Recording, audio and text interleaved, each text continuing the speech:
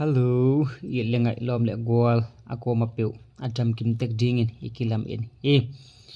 tuni tak igen ding thu ai le pasal lom tani nga saben na to khak thu chi pat huan na gen na ong nei ning hi video net khak na ngai khak ale happy na to subscribe na mek sakham tangin chi hu na ong en om sa ing azak nop de na dingin ke to khak thu danin ong en ning ole itang thu pan pa ni le jing sangkhat kanuin ong phongin tho boy nalom pa ong ho e ong chi in ke zong ka tho pa a kalom pa kianga jing kal kalin ong ho di si chia chi nop nei na hia chin kadong a tuni sepdi nane ke ale luya nga sabingin ipai dia ong chi in tole kanuin tuni sepdi nane ke ule nga sa babeng ma di vole nga sa nek lo na zong ong sot ke ta ai te nalom ta un babeng ma di vo ong chi in ken zong ai velom an nek khit khong te dam damin ki thoi ni naman te ong zon ki ko le ka chipa hi kalom pan zong o ai vemo ke zong na che ki phot ning ngi le chin kalom pa che khit asot loin an kanepa u a kane khit ute kanuin ka an pai ding teng akisam bang bang ong na ball sak ong na thoi sakin dam damin ka ki thoi u a kaman ute kalom pan ong zon ta im kanga sabing na ding u lui pen ka kho upan nai thum sung pai na a hi manin sun nai khat in ka kho upan ka pai khia u hi amun katun ute nitaklam naili ong sata in za tep komin katol nga u a banglo teng to nai nga ong sat to ziaw in nga sabeng ka kipan to pa u a lamet na sa nga sa ong tamzo in kaman to pa zia u hi dena ka khol na upan koi ni na katun to ute kamai uwa nga sabenga apai pa pi kum somli gol dikhat nga sabenga apai to kamu u hi tole kalompan ako hipe ma dinga hiya imaya apai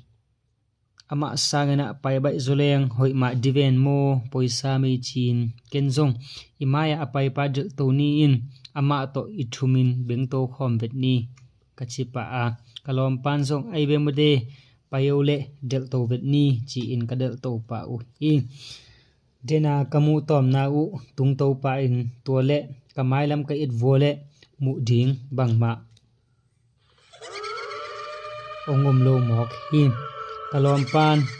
manlang si akoi lam tung man di ahia chin ni ve thum ve khong ong kut sanin a hi zong ko man ong dong ki tel lo mok hi khomiel ding ong ki thoi ta in kalom pan khomiel ta ai te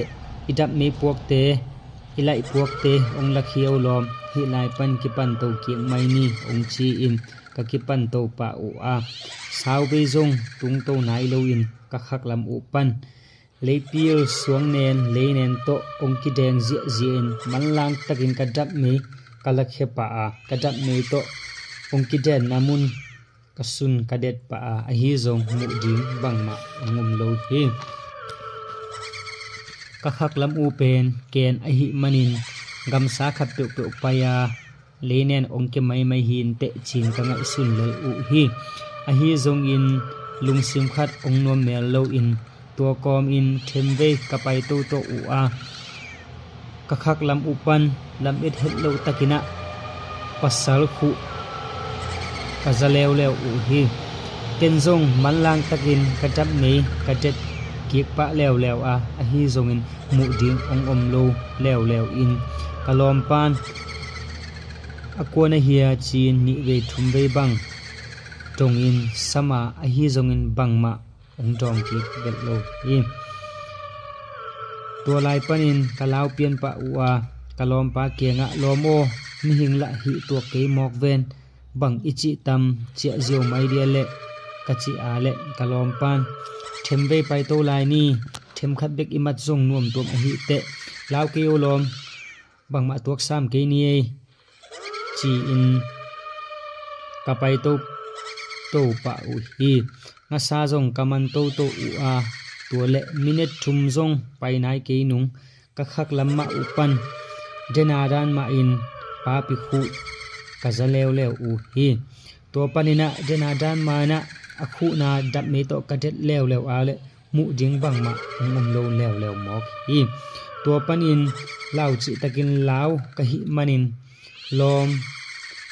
abang chi di hiya ami omma ma lowa ki thoi ni in che mai ni ka chi ale kalom pan zong aive payo amun lemna khada ki thoi ni in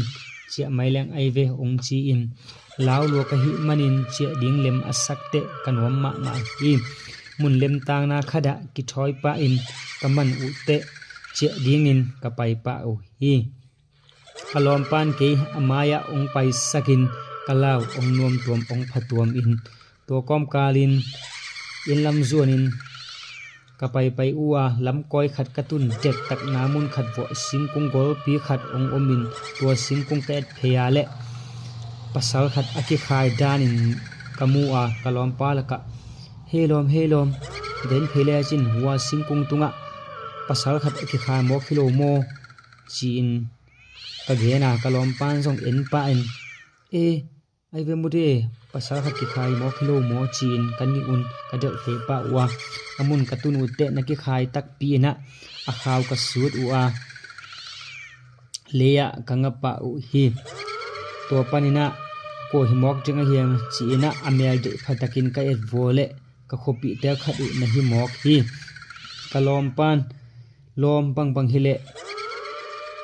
kholama te na khol pa sinole thu na jasak pa sinole ongchin ke jong no takina ka thung ip panina ka phone kala khe pa a ka khol somale signal om lo son hi kalom pa ke nga signal om lo pi lom bang chi to ma ding i hele ongchi in kalom pa jong poi ta ke mo de hidan tuak di ke saleng pai ol le hoi ma diven mo ongchi in a hi zong na hidan ka tuak hidu te kalom pa ma ina bang hile lom hilai muna khatina hi siluang pen ingak ong kul ding khat in lama si ko ding in ichi ong kul mok ding a hi te bang hile lom nang ut jok khat ong telin la to panina iwai to danin ngel ni ong chin ken jong kalau ma sam hangina hidan thu i to khak tak te chelo ong phamo mok a hi manina bang hile lom ki ong che mai ni ngi nang hi pan nangak mayo chi in kalom pa genga ka ngen hi to chiang in kalom pan zong o aive to le lom na che pa wing in la lau pet ken la khona tun phetin house satela ka na pai pa wing in la tang na ong sak na au sakin la aman lang pen ano thei pen ina hilai mun nong pai ki na jingun aman lang thei pen in vai ong yal un mo chi in ong ngen in to panina ke jong amun panina lau pi na kadap mei to in huwa si ko ding in ka pai pa wing hi ole tang thu part 1 na to za chang che phot ni asol lowem part 2 na job kik som ni lungdam ei nong it sak nong ngai sak manin lungdam ma mang chi lungdam na ong ko pha ngei malama jong thaung pe zelin zomi te tha ki pe zelni chi ki vai kha nom hiang lungdam